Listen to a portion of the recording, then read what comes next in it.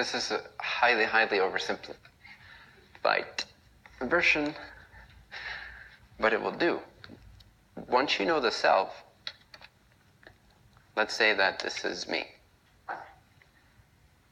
I've penetrated this illusion of the matrix of separation. On the outside, through the body, through the eyes, if I were to look through the eyes and identify with this outward sense organ perception thing all the time, I would all the time feel separate from you. Right? This is what we do. Our senses train our brain all the time. Our senses train our state of being if we're not taking charge. So what that creates is this idea of a me. Not the innermost me, not the changeless me, but the concept of me, who I am with all that I am, all that stuff. So I have this idea naturally cultivated of me. This is me. I don't even know what that means. I just keep saying it to everyone. Yeah, this is who I am. As soon as you start investigating, all these assumptions disappear. Everything is a complete myth, everything about you. But we continue feeling like we're a me, and then I say, I love you.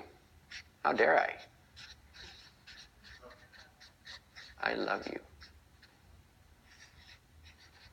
Really, what that spontaneous moment when I say I love you, what's really going on is that I'm really excited that this person right now came to visit me because I wanted to have a cigar with this person. So I feel the pleasure that I feel. So I love you. Thank you for coming to visit me, to have a cigar with me. Anurag, I love you. Thank you. Again, I'm just using this as an analogy. But when the individual goes and penetrates deeper within, deeper within, deeper within, dedicates itself to what's true, to what's true, to what's true.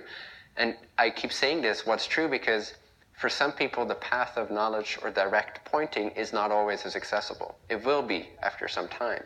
But for others, it's more applicable to simply stay really true and devoted within themselves, and to not know all the things that I talk about, because these concepts are only more distracting rather than actually doing anything for them. That's totally fine.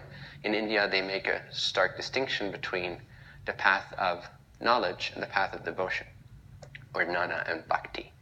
So, if you simply stay true, no matter what, stay true, dig deep, you can all dig deep, you can devote yourself to something truer than this present moment, something truer than your thoughts, something truer than the chasing of pleasure and avoiding of pain.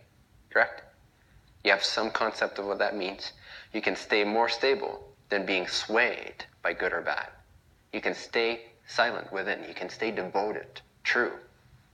As you do that, or any of the other main practices that I teach in Self-Realization School, you begin to dig into, it's like literally drilling through the delusions and the illusions and the concepts and revealing more and more the luminous, empty nature, the vast, infinite nature of the one within, the innermost me.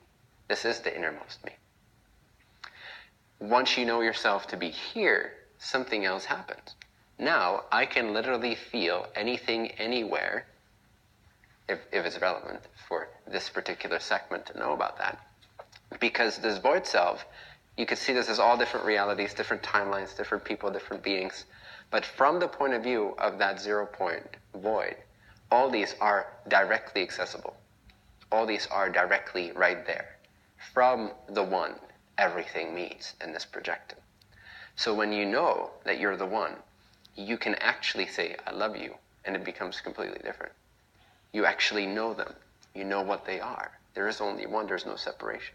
And then the statement, I love you, is just a filtered statement through the body-mind to another body-mind to cause a certain experience. But the truth of it is that you know yourself, therefore you know the other. There's no separation.